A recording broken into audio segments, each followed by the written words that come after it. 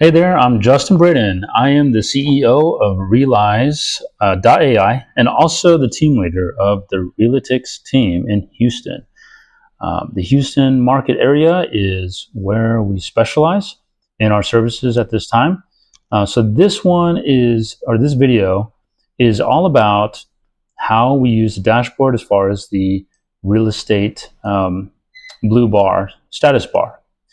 And so what I'm going to show you is the blue bar on the very top here, and that's all we're going to talk about.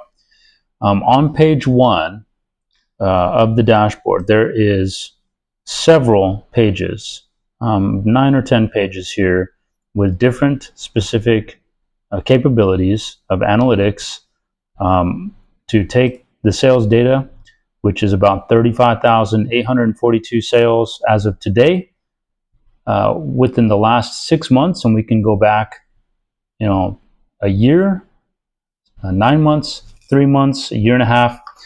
So we can increase the time, decrease the time, so we can see more precise analytical information to get the best decision making based on data-driven insights. So the best way to help ourselves make the best decisions in real estate is to know what the market is doing, to know what buyers are doing.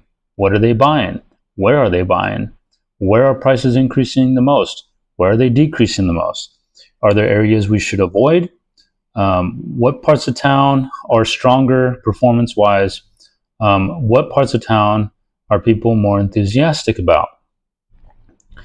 And so we can learn a lot about the overall real estate market, which is in Houston, the 11 counties that make up the Houston real estate market right here, residential real estate sales, not commercial, but residential. And if you are a commercial type of buyer, investor, or real estate agent, real estate professional, there's a lot of implications that residential sales has on the commercial real estate market, commercial real estate industry. So if you can track the momentum of where buyers are going, where they're buying houses, that can implicate opportunities on certain areas, certain parts of town that other investors have not tapped into yet. So if we can follow the numbers on where the talent is, where the workforce is, where buyers are buying, then we can track where to invest our millions of dollars commercial assets. So although this is not a commercial real estate website like CoStar, this does have implications towards commercial use, commercial aspirations of acquiring certain properties. Now, what we're looking at here today, once again, is this blue bar on at the very top, and that's all for this video, so we're keeping these short and sweet.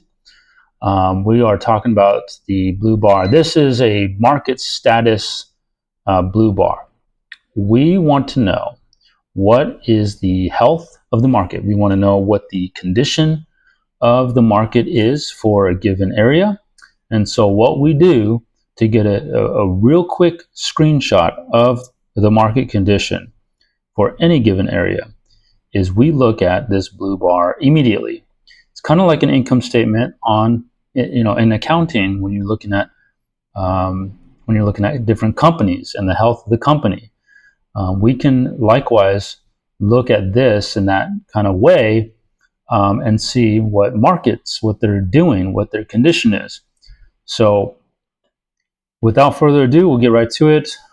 Houston wide, we've got 35,842 sales that closed in the last 180 days.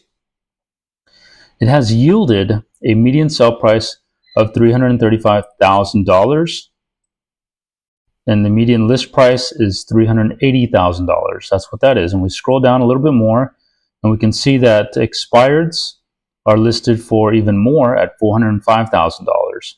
So we see that properties that are priced way above what they actually sell for certainly do expire. Okay, and we can see that.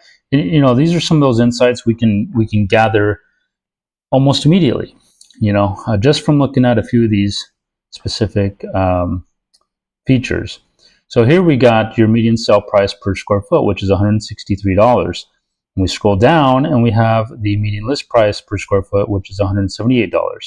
So I want to tell you right off the bat that if you're entering a market and you're seeing a list price of around $380,000, this is what buyers are looking at. They're looking at a median list price of $380,000. But in reality, they don't sell for $380,000. They sell for $335,000. So what's happening? Well, sellers are very much aggressive with their list prices. They think that their home is worth a whole lot more than what it actually is, and so therefore, it's they're overpricing their homes by, looks like, about $45,000 premium. So if you are just your quintessential buyer, then you're going to need to be very careful, because what you're looking at is list prices right now. You're looking at list prices. So without proper guidance, without proper education, you could fall into a trap by overpaying, and it looks like by more than 10% of what the reality of the market is. And this is across Houston. Of course, as we dive closer into a certain market area, like Bel Air, Oak Forest, or some other neighborhood, maybe the Woodlands or Pearland, these numbers are going to change, and we'll get more clarity on what kind of inherent risks that we face walking into an active market listings. So homes are taking 39 days to go under contract. This is what that means: 39 days to go under contract. Now, the actives, which as you can see are down here, we've got about 26,000 actives across Houston market area, and these are all of them in this list here. And this is all interactive, by the way. All these visualizations are interactive. We can click on certain particular details or features and see the numbers change and certain things change, which you'll get to know more about that pretty soon. So days to contracts 39, but the homes that are available right here, their median time on the market is actually 53 days. So they're significantly longer. It looks like 2 more weeks taking longer under contract. So that's the actives. Okay, and the year-over-year sale price change, that's what this means. That is 2%. Okay, that's 2%. So that's saying that the same time period last year, last 180 days, but 1 year ago, this $335,000 is 2% higher than it was 1 year ago, same time frame. So this is apples to apples comparison 1 year ago. And if I click on this button here, we can actually see the history of this 2%. We can see where it's been, okay, and where it's going. So it was very high in 2021 and 2022, and it's come crashing down since the interest rates climbed up, and we're in the negatives or flat currently at 2%. So that's what you're allowed to see, which becomes extremely valuable in determining what area, what neighborhood, what school district, what zone is best to buy in. You want to have a strong year-over-year sale price changes, as that shows positive buyer enthusiasm for the area despite the higher interest rates. And you can only imagine what the area will do when those interest rates actually come down next year, potentially, what that area will do. So keep that in mind, that real estate is not like stocks, where when stocks get overbought, they tend to correct. Real estate is far more permanent than that. And so usually what you do in that case is you just follow the numbers. Wherever people are buying and pushing prices up, they're doing that because of permanent features, permanent decision making, permanent reasons, such as school performance, crime rates and recommendations, proximity to high-paying jobs, a lot of permanent situations that cause them to make those bold family decisions and cause those prices to go up. And so, it's not like stocks. It's not at all. So you don't have to worry about buying an area where the year-over-year sale price has gone up 10% or something like that, that just means it's a good area to buy houses in right now. We have a median year of construction, 2008. So, people are paying for homes that are in the mid 2000s. The median lot size of a home purchased is 7,562 square foot. And if we scroll down, we can see that the median home size is 2,124 square feet. So this is what has been purchased from these sales here. We have a price retention of 96.5%. So that means sellers are able to retain from their list price about 96.5%, or in other words, 3.5% of the original list price is what it's actually closing for. And as we scroll down here, we got a price attrition of minus 7%, which just means the expired properties are about almost 7% higher than what their market values actually are, causing them to expire. So we have that. Then we have your risk number, which is 41.6%. And this number describes, how far spread apart that sale prices are from the average. If you have a high spread from the average, that means the variation in prices is substantial, and that causes a high risk. Ideally, we want to be 8 to 10% on that, and if we get higher than 8 to 10%, then we're looking at a high risk sale price market area, and which is good for flippers because they want to buy low and sell high, so they want that big spread. But for turnkey, first-time home buyers or second-time home buyers, somebody that's going to be moving into a house, they typically don't want to deal with spread out prices, as it makes it more difficult to appraise. There's a lot of corrections, a lot of adjustments to the appraised value that has to be made that's subjective. And so if we can lower the risk of the appraisal, which is essentially what this is, then we can feel more confident about a good purchase and closing the sale without much issue. We have a pending rate of 30% across Houston right now. So that's nearly 1 in 3. 1 out of 3 available for sale is under a contract and pending to close. Some of those may come back out. Some of them may close. But that's where we're at right now. And I love to pay attention to the pending rate of any given market area, because this will tell you if the buyers are enthusiastic about the area, if they're scooping up contracts at 60% rate, which would be more than double Houston rate, then that means that buyers are highly enthusiastic about the area, which would likewise have a higher year-over-year sale price change.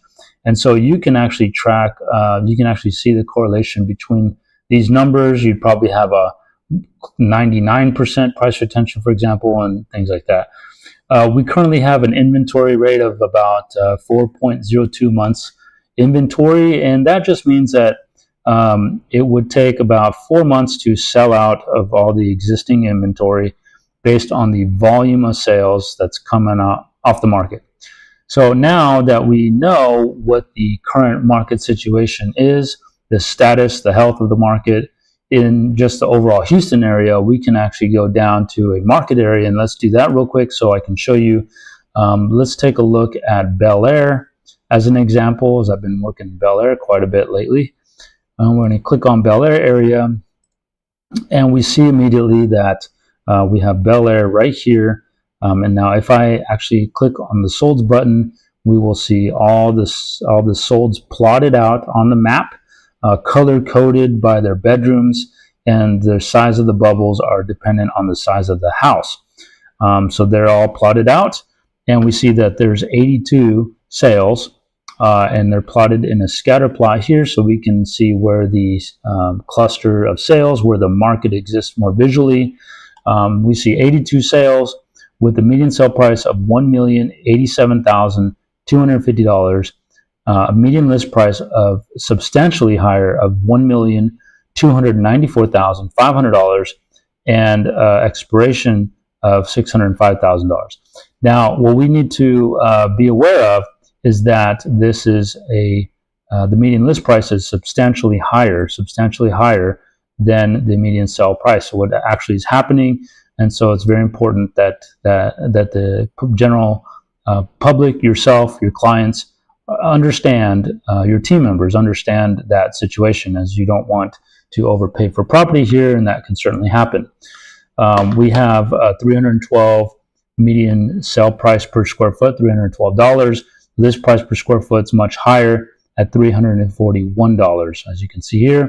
However, here it's quicker to go under contract, just taking 25 days to go under contract.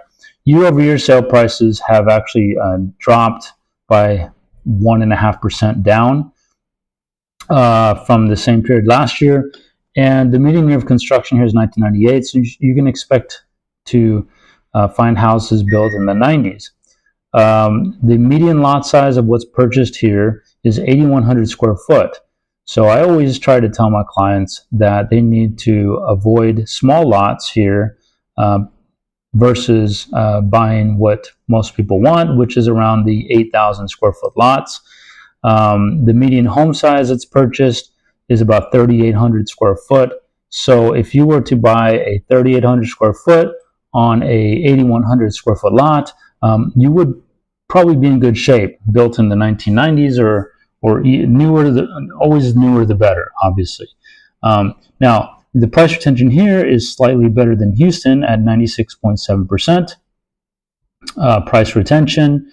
And then we have a risk which is much lower at 16.7%, but still high, as we want to be more like 10 or less percent. And then we have a much stronger pending rate of 39%. So that's very strong. And that means 2 out of 5 listings are under contract, 2 out of 5. So public enthusiasm about Bel Air is positive, despite that it is in a floodplain, 100-year floodplain, most of it is. And this area has lower inventory than Houston at just 3.5 months versus the 4 that we just saw to sell out of the 50 actives showing here. And we have them all listed out here. Okay, now let's look at a specific area, and let's talk about Horn. So we can actually dice this down to Horn Elementary. That's A-Leaf, but we're going to go to Houston one. So when I click on Horn Elementary, it now takes us to this sliver, which is inside the loop, 610, but it is west of the railroad track.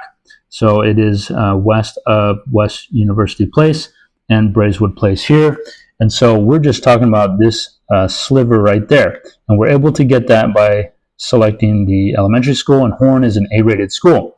Now we see here that there was 38 sales in the last 6 months, with the median sale price that's slightly lower at $1,060,000 and a median list price of something much higher, $1,354,500.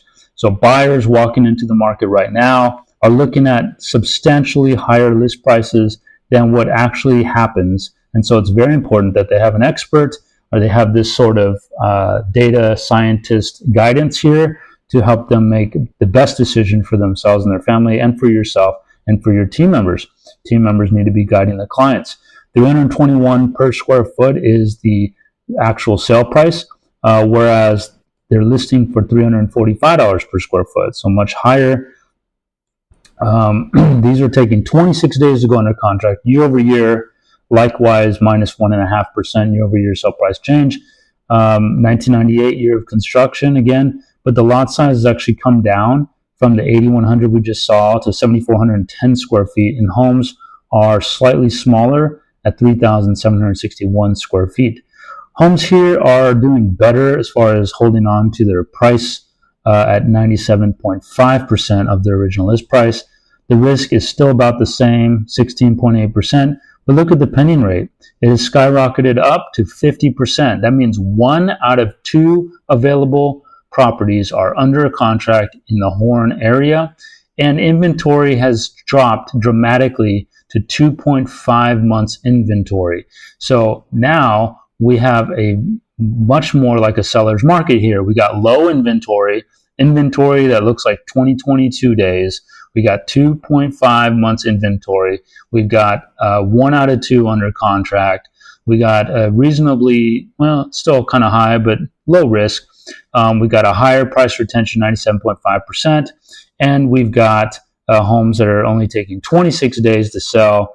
So, that's what we're facing. We're facing a pretty healthy market here, but this is certainly a seller's market area. Now we can switch gears and we can actually go to Condit, and we can click on Condit, and that's going to be right across the highway on the west side. And we can see that this area has 32 closings in the last 6 months with a median sale price of $1,155,000 or $1,125,000 list price. So this is interesting because we have a median sale price of $1,155,000 and we have a median list price of $1,125,000. So we have a lower list price than a sale price, as you can see there. And that's curious. I mean, we can draw some conclusions from this. We can draw some ideas from that. And that's the whole point of doing this, is to know the clarity of what buyers are actually doing. So from the 32 sales came in higher than what sellers are currently doing. And maybe that's because the only thing that's available, which is 21 actives, there's nothing but garbage inventory, I mean, if we look at 17 days to contract, we look at 38 days active, that's more than double. It's about double, a little more than double the time on contract for actives. It may indicate that the only stuff available is garbage, and therefore, there trash inventory is available at trash prices, and that's what keeps it lower. That could be an explanation. And so that's what I mean, is like you see this and then you have to draw some conclusions and investigate if it's the truth. That's data science, right? You draw conclusions, you make a hypothesis, and investigate. So here we got a 310 median sell price per square foot, and now the list price per square foot is higher at 321. And so if we have some kind of reverse situation here with the numbers, it's probably that the 321 per square foot may be indicating that mostly smaller homes are available, and smaller homes are just not popular. So smaller homes would inflate the per square foot price, and that could be the issue. So we got median lot size here is bigger at nearly 8,400 square foot. Price retention is 97.3% here, and the risk is lower at 15.3%. Pending rate is not 50%, it's 32%. Still really strong though. And inventory jumped from 2.5 to 3.75. So we're seeing here that based on what the list price is, that sellers are not as enthusiastic about the marketplace, so they're listing at a lower price. And then buyers likewise are not as enthusiastic, as they're not taking homes off the market near as well as they are in the Horn side. So see, these are the kind of insights you can get. We can further go to advanced filters, and we can say, well, I'm only interested in homes built after 2020, so I kind of want just new construction, and that's it. And that takes us down to 4 sales with a median sale price of $1.5 million. And I might say, well, that's not really enough sales. So I'm going to go back 270 days. That gives me 5 sales. I'm going to go back 1 year, and that gives me 10 sales. So that's a little better. So in the last 12 months, I've got a median sale price of $1,538,000 and a median list price of $1,700,000. So nearly $200,000 difference. Median sale price per square foot, $366, or $351 per square foot list price. So a lower list price per square foot. 75 days to go under contract, and 79 days for the actives. We've got a year-over-year sale price change of just 0.2%, so it is positive, but pretty much flat. And because I did 2020 or newer, that's why the median year of construction is 2023. And lot sizes are 8,130 square foot. This means if you buy a newer house, buyers are looking for bigger lots for newer houses. and they're also getting bigger home sizes, about 4,482 square foot house. So if you're buying a newer age home, shoot for a mid 4,000s range size house and not a mid 3,000 square foot size house, because that you can certainly run into that accidentally. Price retention is better at 98%, and risk is a lot lower at 9%. And we see that the pending rate here is 1 out of 2, and inventory is 1.2, but that's actually a 6-month calculation, so you would have to times that by 2. So you got actually 2.4, because that's twice as long. We see that there's a strong cluster of sales right around the $1,538,765 price point. So this is really where your market is, and then you have a couple outliers. So that's how you can, knowing this information, you can see a lot of them happen around this Evergreen Street here. But knowing this information, you can better advise your clients, and you can better make smart decisions for yourself and for your team of investors. This is the best way to go when trying to purchase a lot and build on the lot. You want to use this 1.538 or this 1.8 here, which is right about here, as kind of like your market value limitation, and make sure that you buy the lot low enough to be able to make your profit and be able to build the house and the lot. So that's all there is for this video. I hope you liked it, hope you'd enjoy it, and I hope it helps you with your process and learning how to use this dashboard efficiently. Of course, if you need a one-on-one, you can always request or book a demo on the website. That's realize.ai. So it's realizeai.com. Realizeai.com. Save it, all that. So, but stay tuned. There's more videos. So look for other videos on how to use the different mechanisms on this page, as I will be posting more videos. Thank you, and have a good evening.